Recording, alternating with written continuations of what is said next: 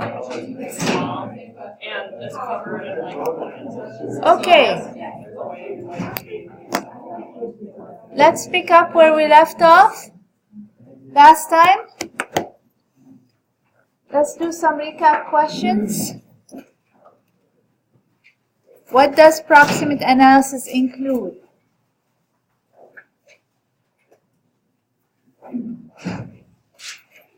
Anna?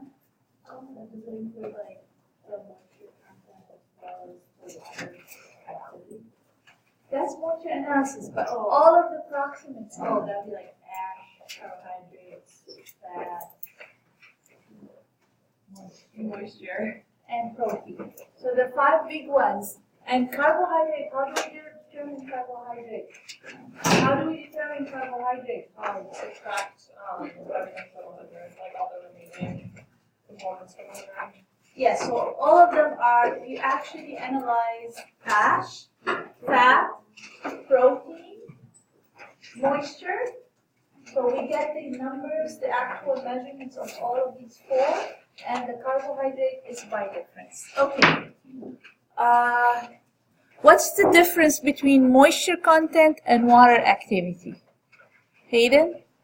Moisture content is the amount of water in the sample. Yes? Water activity is the amount of water that's free to interact with the environment. Yeah, well, free to interact or is not currently interacting with any individual components within the sample, and free for chemical reactions, free to actually either dissolve or absorb, move between the environment and the sample.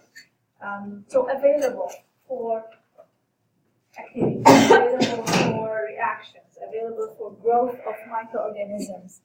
However, the moisture content is the amount of water present in the sample, whether it's interacting with individual components or not interacting.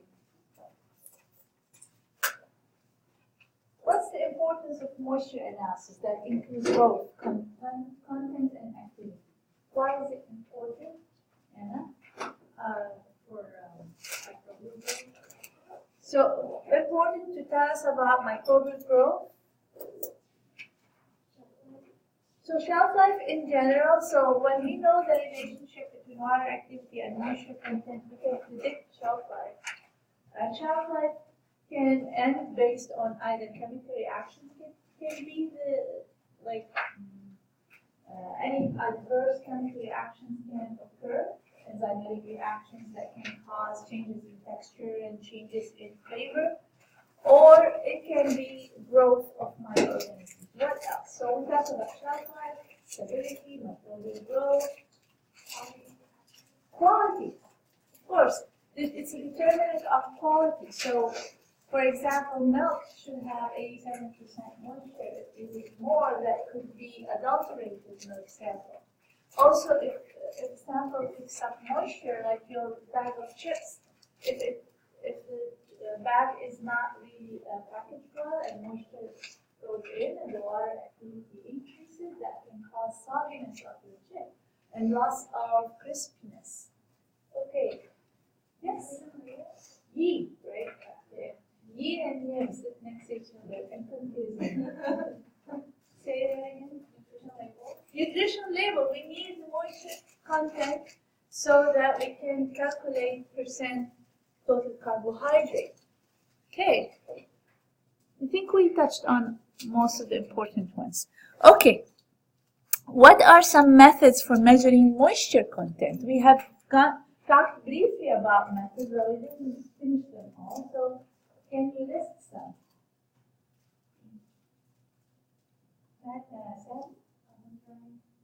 Oven drying methods. We have a whole list of them. We'll go over them today. Yeah, has your hand up? Carl Fisher, yes. We're going to talk about it today. Some of you had it in lab already. Here, microwave oven. That is one of the drying ovens, yes. Well, freeze drying, yes, thank you very much. That is lyophilizing. Can also be used for moisture content analysis. There are a whole lot of them. We'll talk about them more in detail today. What are some consideration and errors for oven drying methods? Those of you that did the lab today should know all about that. Jason, you didn't do the lab today, but okay. Well, I've heard plenty of them, and they can be very inconsistent in heating class. Oh, inconsistent heat distribution. That is a big problem in vacuum oven. You don't have air circulation, so it could be wherever you put your sample, you don't have equivalent heat distribution. Okay, that is potentially one needed. Overestimation because of Maillard reaction and burning. Exactly, overestimation. When we heat our sample at 100 degrees Celsius, it potentially, if you have high carbohydrate producing sugars and protein, you might get Maillard reaction. High carbohydrate and sugars, you might get burning. Both reactions cause loss of chemically bound water, so that will lead to overestimation. Another chemical reaction will lead to underestimation. Can somebody remember that? And volatility of the compound leads to overestimation.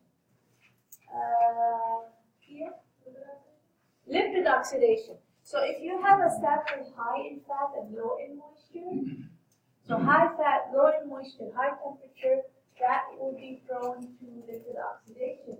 Especially, some of you have almonds. Almonds have unsaturated fat in them. Potentially can be oxidized at high temperature. Watch out for underestimation of moisture content in your oven, forced draft oven. Because what happens is with lipid oxidation, oxygen from the air can be taken in and used up in the oxidation and be part of the molecules that got oxidized. That will add to the dry matter. And when you have higher dry matter, then the amount of water that you get after subtraction will be underestimated. Because water is removed, but yet dry matter is gained, you still get underestimated. Okay, so a lot of different consideration and errors. Review the notes from last time, whether you're going to need pre-drying if it's a liquid sample. Do you need glass wool on top of your sample if you put it in a forced air oven? Cover, no cover, and so on. There are so many different considerations and errors that leaving the sample out for longer than needs be can either lose moisture if it's a high moisture sample or gain moisture if it's a low moisture sample. Gain it from the environment or lose the moisture to the environment, given that the water molecule is constant movement. So many different considerations while preparing the sample, the particle size of the sample, and all of that. Okay, so briefly going over the different methods, we will have 4 different methods that will be covered in the lab. So here I'm going to go over some of these methods in addition to other methods that we will not perform in the lab. So drying ovens, forced draft oven or hot air oven, is called forced draft because you have hot air circulating with the use of fans within that compartment. And that leads to good distribution of heat. It's simple. You basically is dying. Okay, so you basically prepare your sample and put them in dishes and weigh them, and that's all you need to do. You put it in the oven, you take it out after a set period of time, put it back in desiccator to cool, weigh it, and that's it. So it's a simple method. Several food products have official methods of analysis using the oven method. So a lot of food has AOAC and AACCI official methods. So the method has been validated for a lot of different food products. So we talked about possibility of losing volatiles at high temperature, so that caused overestimation. We talked about chemical reactions that might lead to overestimation or underestimation depending on the type of reaction. Splattering. So if you have high liquid or high moisture liquid product in there, you might want to do the pre-drying step. So the official method of analysis for milk sample, for example, calls for pre-drying on steam. So you put your sample over a steam from a boiling water bath and dry it a little bit and then put it in the oven as a concentrated sample. Powders can be blown away. That's why we put glass wool on top of it to prevent blowing away of your powders. Vacuum oven. So we have a vacuum oven in the lab where there is a pump associated with the oven to pull out air to create the vacuum. So when you pull out air or suck out air, you're actually reducing the atmospheric pressure, so then your moisture will boil or evaporate at lower temperature. So with that, we benefit from not having chemical reactions or degradation reactions. So you won't get lipid oxidation, for instance, or a high level of lipid oxidation if you have low moisture, high fat. You won't get Maillard browning, an excessive amount of Maillard browning or burning, so you don't get overestimation. You still may lose some volatile compound, that still can happen. Another disadvantage here is uneven distribution of heat. You don't have air blowing around for constant air distribution, so that could, or heat distribution, that could potentially be a disadvantage with precision, where depending on where you place your sample. However, a lot of different products have official methods of analysis using the vacuum oven. So many AOAC and AACCI methods have been validated for different products. One thing is we have to watch out for that when the pump is pulling air out. If you have a sample and you have obviously your moisture is evaporating as vapor, so what happens, that vapor can be sucked into the pump and ruin the pump.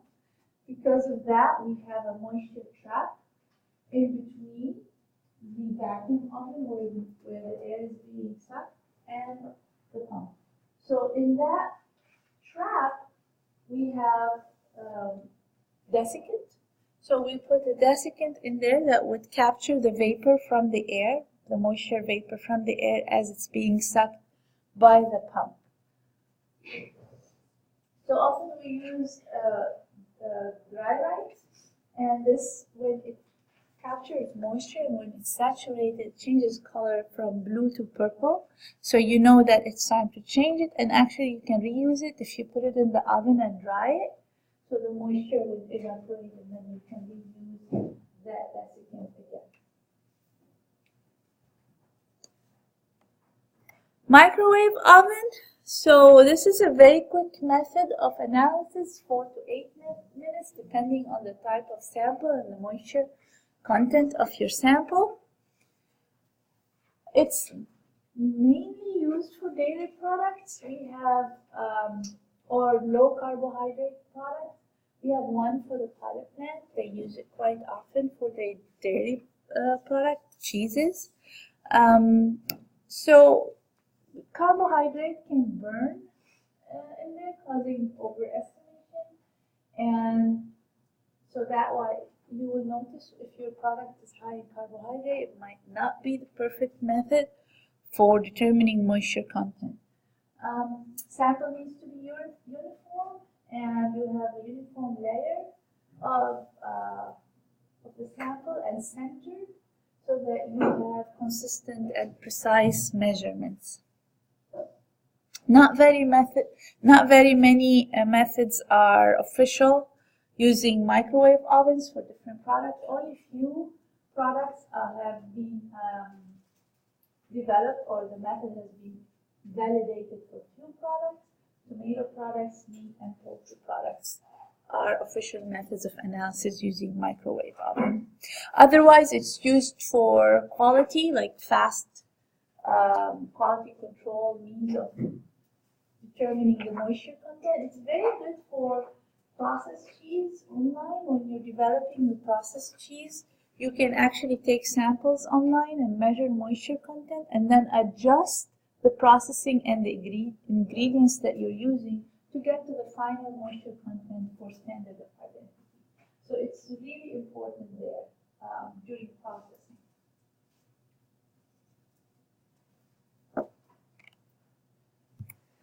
Infrared drying, this is also a quick method for drying, and also you have a balance. Same with the microwave, I forgot to mention, there is a balance embedded in the microwave oven where you put your sample, you take the initial weight, and then you take the final weight, and it gives you % moisture. And here's the same thing, you have a balance, and you take the initial weight and the final weight, and the heating is by infrared radiation where the heat penetrates into the sample. And we use IR lamp with a filament at a very high temperature to cause the evaporation of the moisture. And then you measure the difference in weight. Rapid moisture analyzer, again, it is fast, it has a balance embedded in there. There is halogen heaters or ceramic heaters that can be used to determine moisture content very quickly. Neither the infrared or the rapid moisture analyzer are official methods of analysis.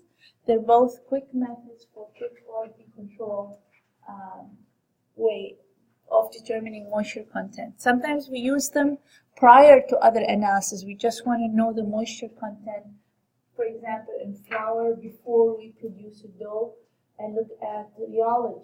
So we look at the farine graph, we need to know our initial moisture content so that we can adjust the moisture content as we produce the dough.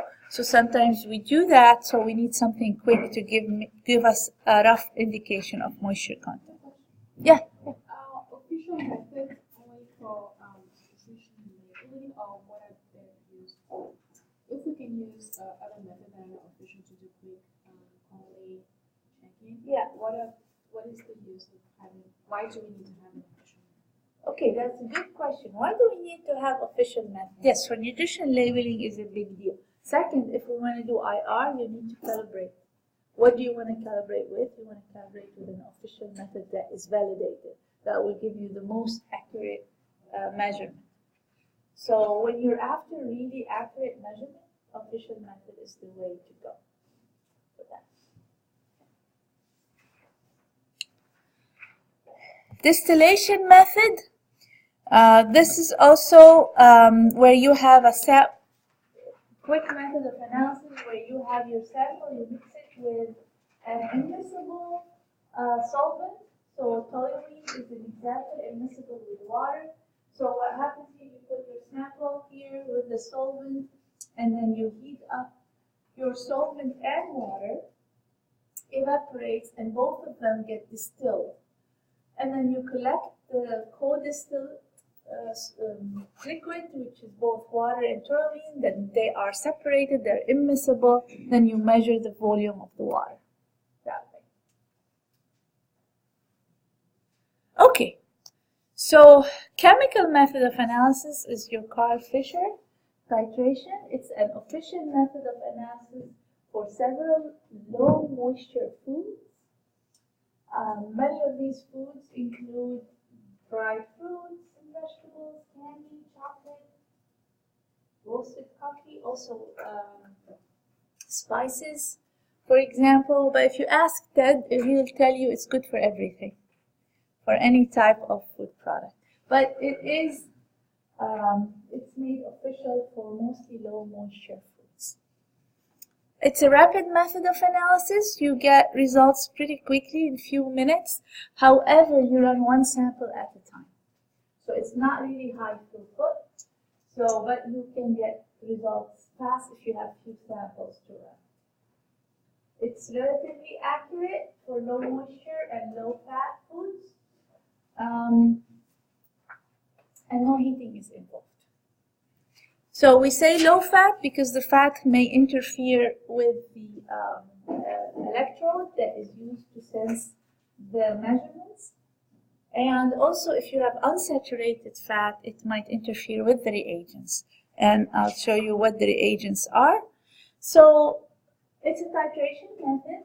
You use Carl Fisher reagent. In that reagent, you have a combination of iodine and sulfur dioxide. These react in the presence of water to the iodine is reduced by sulfur dioxide in the presence of water, but it gives you sulfuric acid. So methanol and pyridine are used as solvent, but mostly we use methanol. So sample is extracted with methanol, and then you get the methanol.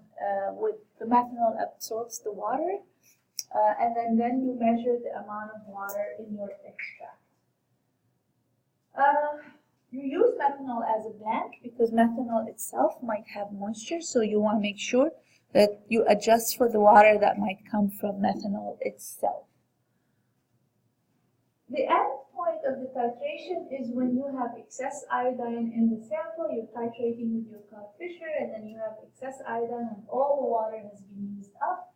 Then you can measure that either visual or by potentiometric or conductometric endpoint.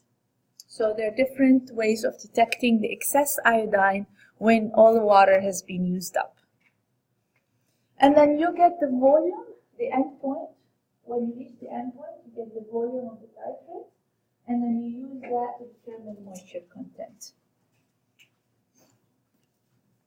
Often you need to standardize your Carl-Fisher reagent against a standard, and standard could be pure water or water in methanol standard, where you know the amount of water present in methanol, or sodium tartarate. So when you standardize, then you would know how much water reacts when you titrate 1 ml of the Carl-Fisher reagent. So we will do standardization later on in a different lab when we standardize specific reagents for titration. We'll go over that later on. I don't know if Cindy covers that. Do you talk to them about standardization? Okay.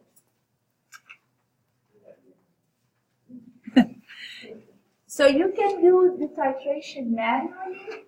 It's a very complex setup to do manual titration with the Carl-Fisher reagent, pumping it, and then you have your sample here and the stir bar, and then you titrate that way. It's kind of a complex system, but what we have in the lab is the automated titration unit, and that's what you will be using and seeing, where you put your sample, you inject your sample, and then the titration is automatic with the Carl-Fisher, and then it does the calculation for you and gives you something we call an R value, which is micrograms of water just micrograms of water and then you take measurements of the weight of the needle and all of that, and then you do calculations using an Excel sheet that is laid out for you. You'll do all of that in the lab and learn about all this calculation, but it's very simple, easy, and gives you a measurement that is already calculated based on the amount of or milliliters of Carl-Fisher reagents titrated to the end point. Physical methods. So one method that is based on dielectric or the electrical properties of water. So it basically measures the change in capacitance or resistance, or what is known as resistance to an electric current that passes through the sample. So for example, the dielectric constant of water is 80.37. And then the way you measure is you have a standard curve with known concentrations of water, and then you can predict the concentration of water in different samples if you have standard curve. So you measure the capacitance or resistance of electric current in your sample or your unknown, and you have your standard curve, and you use that to detect the moisture content in your sample.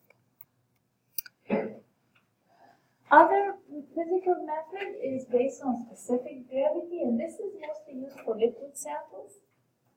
So liquid samples, milk for example, you can measure the moisture content using these kind of methods. You look at the relative density of a sample to that of water, but it has to be at the same temperature. So there is the hydrometer, which is this, and it's based on Archimedes' principle, where a solid suspended in liquid will void by a force equal to the weight of the liquid displaced. That is one way of doing it. The other way is pycnometer. So it's standardized glassware. Again, looking at the weights of equal volumes of a liquid and water, and then you calculate specific gravity.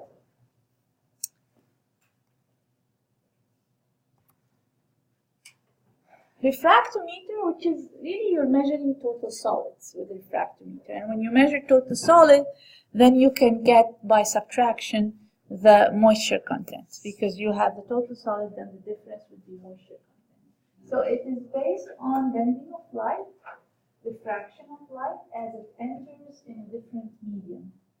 So as the light enters in a different medium, it gets refracted, and the refraction is proportional to the concentration of the solids in your sample.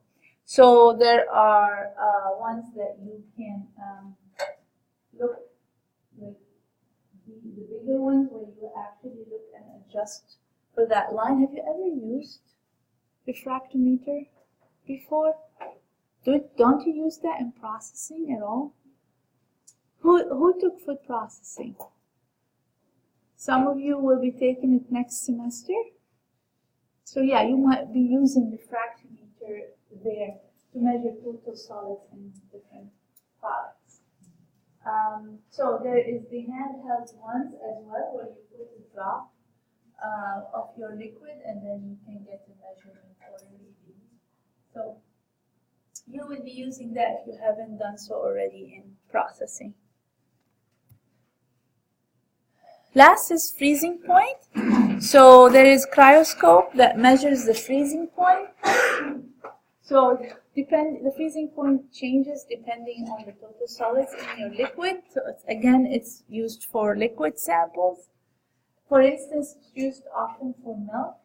And the freezing point for milk is -0.527 degrees. Anything above that indicates more water added to the milk. So water that freezes above this, or the sample that freezes above 0.52, that's an indication that the milk has been adulterated. So with higher total solids, the freezing point is lower. Okay, you get lower freezing point when you have more solids in your sample.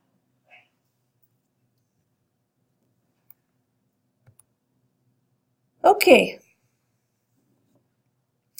So study table 15.5 in your textbook. It's a very good table. It's very large. I didn't copy it in here.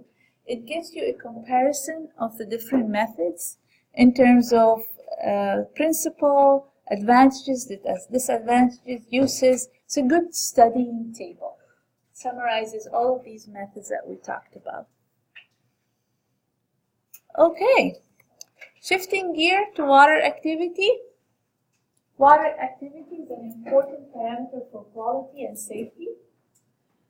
So we say safety because of growth of spoilage and pathogenic microorganisms at high water activity, and also the inducing of chemical reactions.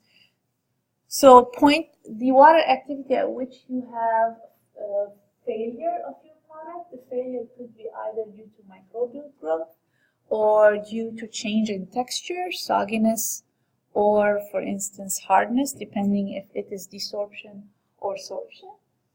And also changes in the texture and flavor due to chemical reaction, the Maillard browning, for example, lipid oxidation, and all of that. So this water activity is very important for changes in the structure, in the flavor, or in the safety of your product.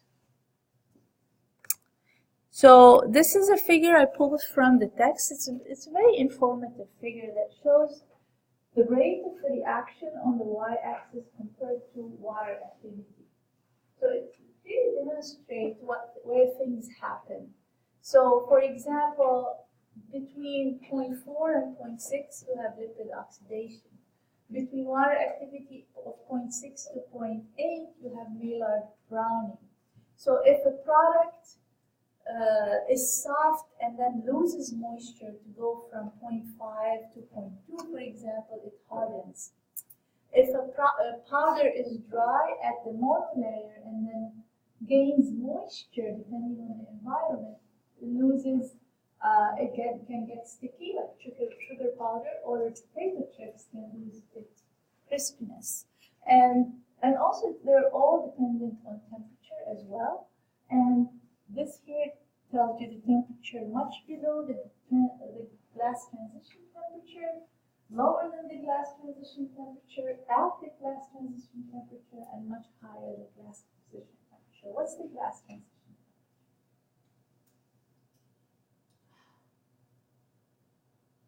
Who's in food chemistry? Have you covered that? I'm sure you did. What is glass transition? Should I read it again? Nobody knows what glass transition temperature?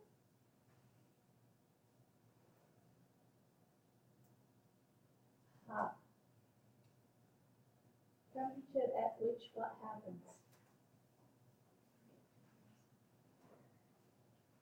Glassy to rubbery state? Is this familiar at all? Change from a glassy state to a rubbery state? Now you're nodding. So that sounds familiar. Where did you get that, Brigitte? Where did you study? Food chemistry. Yes. Okay, review your food chemistry notes. All right. Here is a diagram from Labuza, Ted Labuza. He uses it, and it's a very effective diagram in illustrating the different food products and what happens when they change in their moisture content and water activity. So here you have a scale of moisture content, grams per grams of solid. That's the dry basis moisture content. And remember, when we say dry basis moisture content, some people say, that doesn't make sense. How can moisture be on dry basis?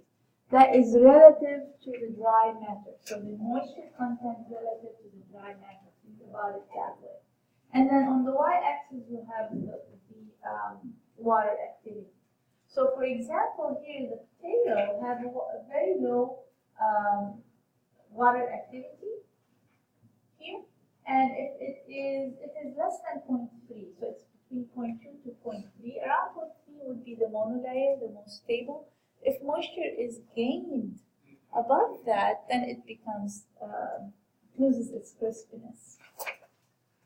At moisture of 50%, so you have about points here. Your water activity is 0.084.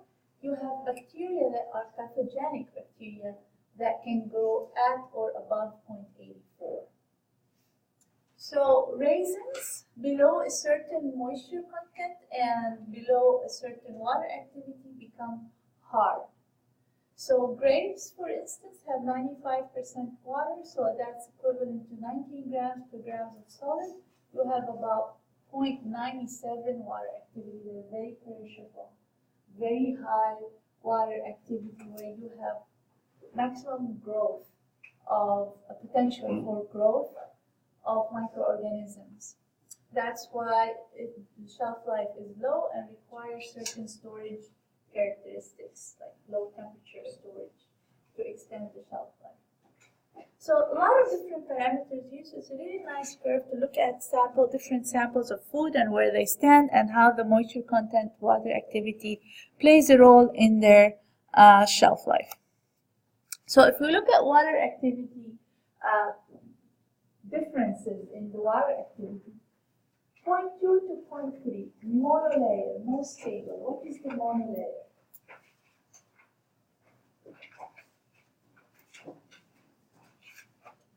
What is the monolayer? Take that and put that here. The monolayer is the water activity at which you have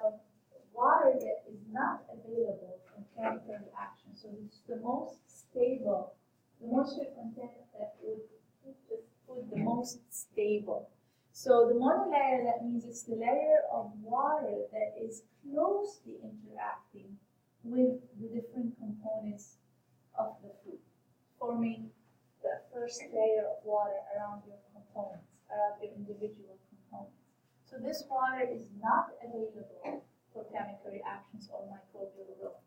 So that is the most.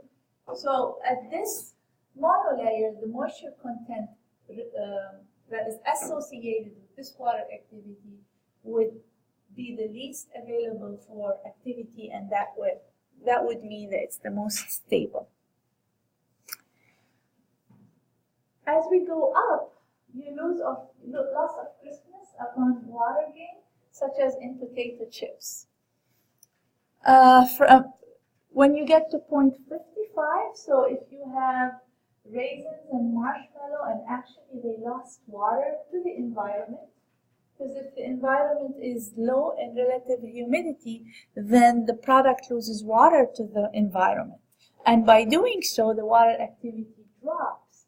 And by dropping the water activity, we get hardness of soft material. 0.6 is onset of microgrowth. 0.7 to 0.8, chemical reaction rates are high. 0.85, onset of bacterial growth.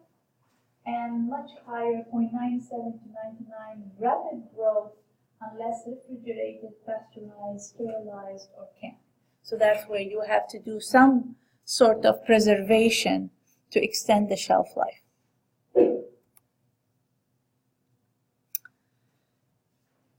So, water activity principle, it measures the amount of moisture in equilibrated headspace above your sample. So when you put your sample in a compartment and you let it equilibrate, and then you measure the pressure of the moisture in the headspace relative to the pressure of the moisture of a pure water, you get the water activity. So you use relative humidity sensor to measure the equilibrium relative humidity of a sample in the atmosphere above after equilibration. So you have to reach equilibrium. So those of you that did water activity today in the lab, Ben explained to you that you have to get to an equilibrium and then water activity is measured. So we have to look into and control temperature, time, the size of the container, the sample size, and also we need to calibrate the sensor. So there are different ways to measure water activity. The most common way, so there is a whole lot of them, but the most common for food analysis is the dew point measurement and the electric hygrometer sensor. And the hygrometer sensor is the one we use in the lab.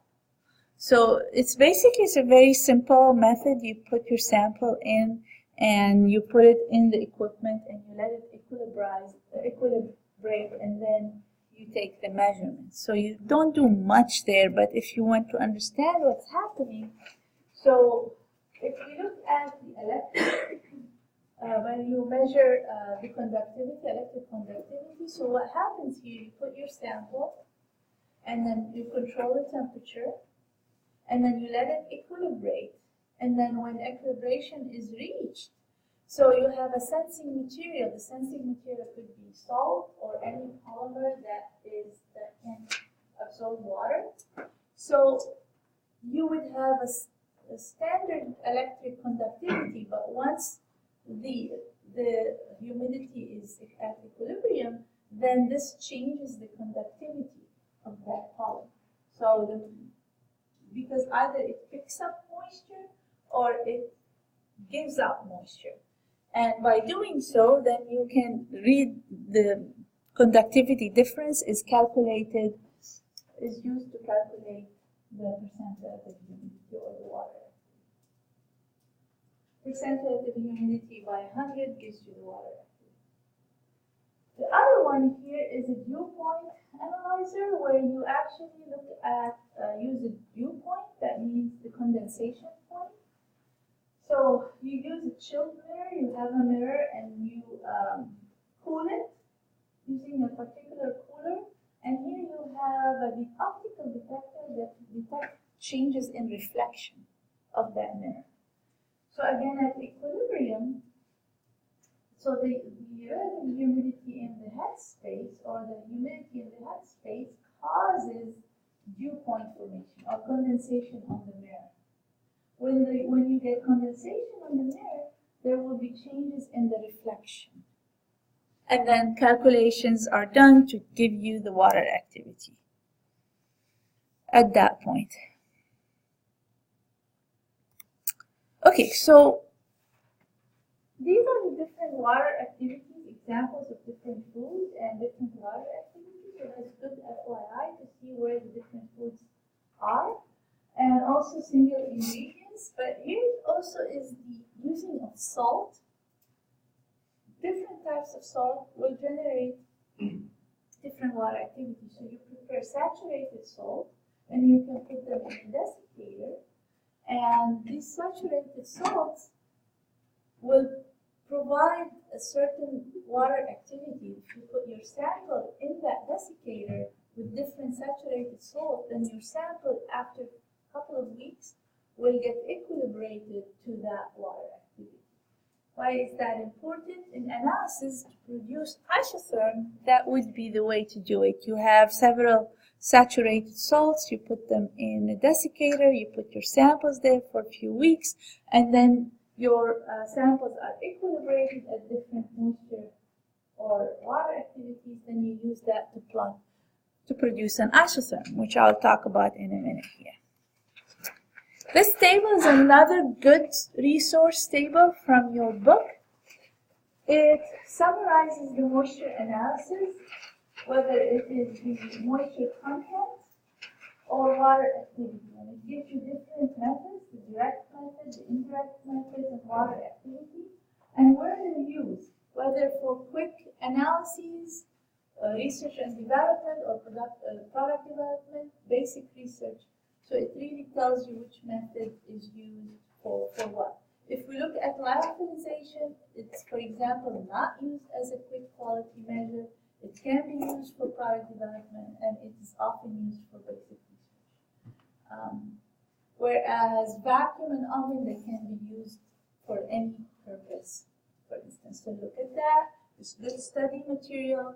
If I ever tell you you have a situation of whether it's a quality control situation or product development situation or basic research situation, you can tell me which method you would choose based on the situation I give you.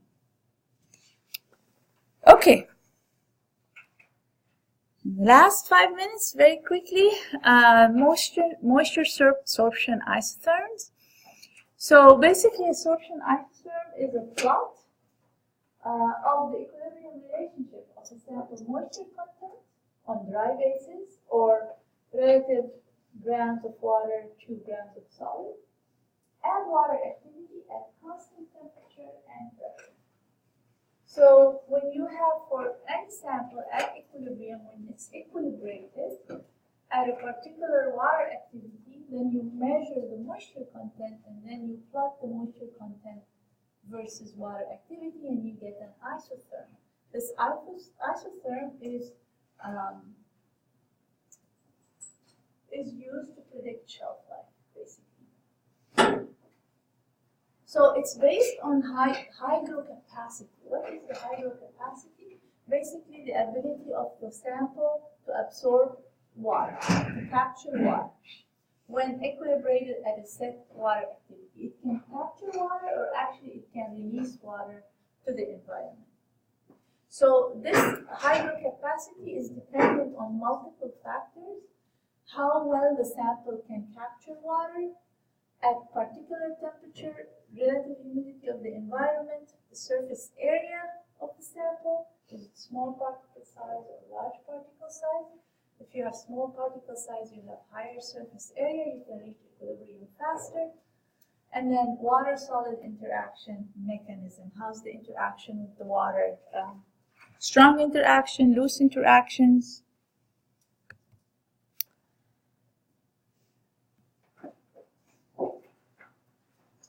So the isotherm, like I said, gives you the hygroscopicity information of the sample and how the sample responds to different environments. Different environment, we're talking moisture, relative humidity, and temperature of the environment.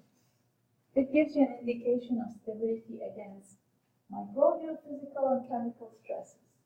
So here's a plot of your same sample equilibrated at different water activity. You would measure moisture content at different water activity, and then you plot your isotherm. There are different calculations to do that. There's the GAV, which is the most common isotherm plot. There's also the BET equations. So I'm not going to go into any of that. But what you get out of a GAV plot or even a BET plot, you get the monolayer, which is the moisture content at the most stable water activity. So basically here, the 4.5 is right there, a little bit under 5, so it's a little bit over 0.2. So that's the water activity where your sample or your food is most stable. So that's the kind of information you can get out of an isotherm. So the way to do it, you can either use the desiccator method, like I said, you put underneath here your saturated salt solution at different water activities, you put your sample, and you leave them to equilibrate 2 to 3 weeks. Then they will reach equilibrium similar to the water activity of that salt solution. At that point, you take the sample out and you measure moisture content. And then you plot your sorption isotherm. This is desorption, when it gets up here and then loss of moisture. Desorption is loss of water, sorption is the gain of water. So you can do it, this is the static way of doing it, or you can do it dynamic way of doing it. There is an instrument that allows for dynamic measurement of moisture at different water activities. So the instrument will equilibrate your sample over time. You run a cycle and you can actually get data much faster than equilibrating using desiccator. And then you can use the data of the moisture content at particular water activity to plot your isotherm. Okay, that's all I have for you today.